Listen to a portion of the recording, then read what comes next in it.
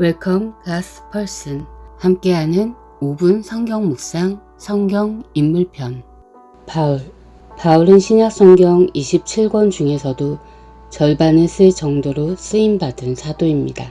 그런데 놀랍게도 바울은 12제자에는 들어가지 않습니다. 예수님의 사역 당시 함께했던 예수님께서 직접 뽑으신 12제자, 가롯 유다는 배교했죠.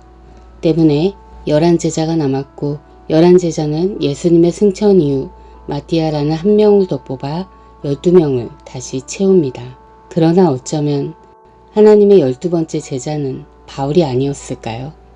바울은 12제자는 아니었지만 초창기의 기독교인들에게 하나님의 말씀을 잘 전달하였고 선교 여행을 다니며 하나님께 크게 쓰임받은 사람이니까요. 이렇게 큰 사도인 바울은 그러나 처음부터 믿음이 좋았던 것은 아니었죠. 오히려 그는 초대교회를 핍박하던 사람이었습니다. 초대교회의 첫 번째 순교자로 알려진 스데반 집사가 죽을 때 그 현장에서 동조한 사람으로도 알려져 있죠. 그렇습니다. 바울은 무려 기독교인들을 핍박하는 자였습니다. 그런 자도 회개하여 돌아와서는 하나님께 죽기까지 충성하였던 것이죠. 바울은 예수님을 영적으로 만나게 되었고 눈이 멀었다가 뜨이는 영적 체험도 경험하며 부활하신 예수님과 인격적인 경험과 체험을 통해 만나게 되었죠.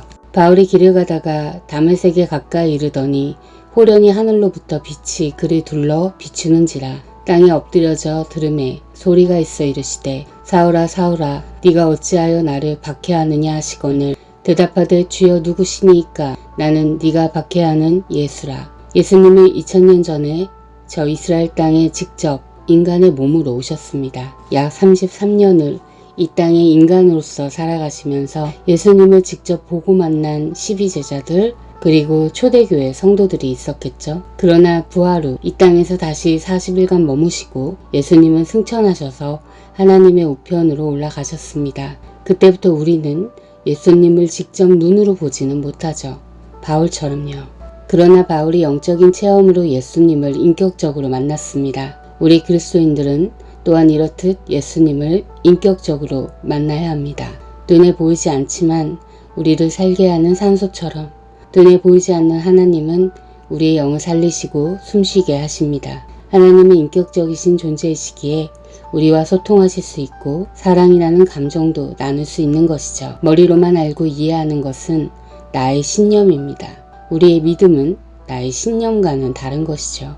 신념은 내가 믿는 것이고 믿음은 하나님께서 은혜로 믿게 하시는 것입니다. 이 큰 차이는 무엇일까요? 바울은 기독교는 틀렸어, 없애야 해 하고 그의 신념대로 행동하고 있었습니다. 그러나 그의 신념은 예수님을 만나고 나서는 예수님을 위해 순교까지 할 믿음으로 바뀐 것입니다. 나의 신념이 아니라 하나님이 주시는 믿음입니다. 그래서 믿음도 우리가 하나님께 구해야 할 은혜인 것이죠. 예수께서 이르시되 할 수 있거든이 무슨 말이냐. 믿는 자에게는 능히 하지 못할 일이 없느니라 하시니 곧 그 아이 아버지가 소리를 질러 이르되 내가 믿나이다. 나의 믿음 없는 것을 도와주소서 하더라.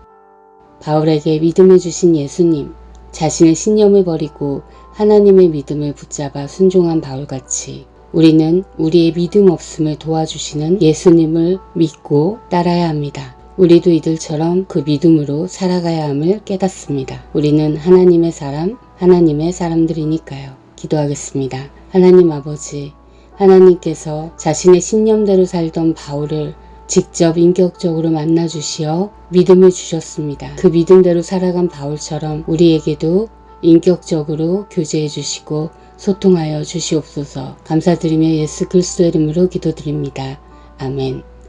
오늘 나눈 묵상은 하나님의 사람 바울이었습니다. 함께하는 5분 성경 묵상을 마치겠습니다. 샬롬.